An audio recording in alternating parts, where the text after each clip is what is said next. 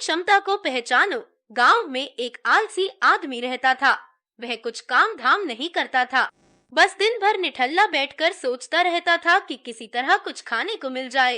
एक दिन वह यूं ही घूमते घूमते आम के एक बाग में पहुंच गया। वहां रसीले आमों से लदे कई पेड़ थे।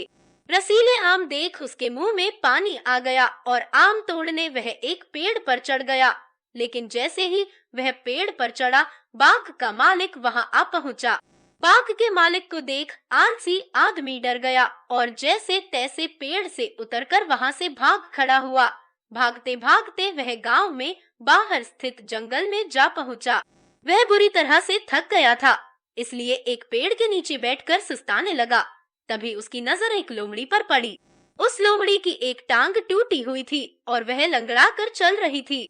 लोमड़ी को देख आलसी आदमी सोचने लगा कि ऐसी हालत में भी इस जंगली जानवरों से भरे जंगल में ये लोमड़ी बच कैसे गई, इसका अब तक शिकार कैसे नहीं हुआ।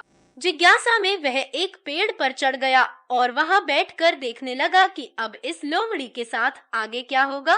कुछ ही पल बीते थे कि पूरा जंगल शेर, लायन की भयंकर दहाड़ से गूंज उठा, जिसे सुनकर सारे जानवर डर कर भागने लगे। लेकिन लोमड़ी अपनी टूटी टांग के साथ भाग नहीं सकती थी। वह वहीं खड़ी रही। शेर लोमड़ी के पास आने लगा। आलसी आदमी ने सोचा कि अब शेर लोमड़ी को मारकर खा जाएगा, लेकिन आगे जो हुआ वह कुछ अजीब था। शेर लोमड़ी के पास पहुंचकर खड़ा हो गया। उसके मुंह में मांस का एक टुकड़ा था, जिसे उसने लोमड़ी के सामने गिरा दिया। लोमड़ी इत्मीनान से मांस के उस टुकड़े को खाने लगी। थोड़ी देर बाद शेर वहां से चला गया। यह घटना देख आलसी आदमी सोचने लगा कि भगवान सच में सर्वे सर्वा है। उसने धरती के समस्त प्राणियों के लिए, चाहे वह जानवर हो या इंसान, खाने पीने का प्रबंध कर रखा है। वह अपने घर लौट आया। घर आकर वह 2-3 दिन तक बिस्तर पर लेटकर प्रतीक्षा करने लगा कि जैसे भगवान ने शेर के द्वारा लोमड़ी के लिए भोजन भिजवाया था, वैसे ही उसके लिए भी कोई ना कोई खाने पीने का सामान ले आएगा। लेकिन ऐसा कुछ नहीं हुआ। भूख से उसकी हालात खराब होने लगी। आखिरकार उसे घर से बाहर निकलना ही पड़ा। घर के बाहर उसे एक पेड़ के नीचे बैठे हुए बाबा दिखाई पड़े। वह उनके पास गया और जंगल का सारा वृतांत सुनाते हुए वह बोला, बाबा जी, अब भगवान मेरे साथ ऐसा क्यों कर रहे हैं? उनके पास जानवरों के लिए भोजन का प्रबंध है, लेकिन इंसानों के लिए नहीं। बाबा जी ने उत्तर दिया, बेटा, ऐसी बात नहीं है।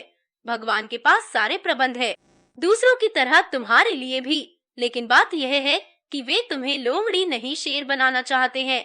कहानी से सीख, हम सबके भीतर क्षमताओं का असीम भंडार है। बस अपनी अज्ञानतावश हम उन्हें पहचान नहीं पाते और स्वयं को कमतर समझकर दूसरों की सहायता की प्रतीक्षा करते रहते हैं। स्वयं की क्षमता पहचानिए, दूसरों की सहायता की प्रतीक्षा मत करिए। इतने सक्षम बनिए कि आप दूसरों की सहायता कर सके। हमारे चैनल को सब्सक्राइब करें ताकि आप कोई नई कहानी मिस न करें।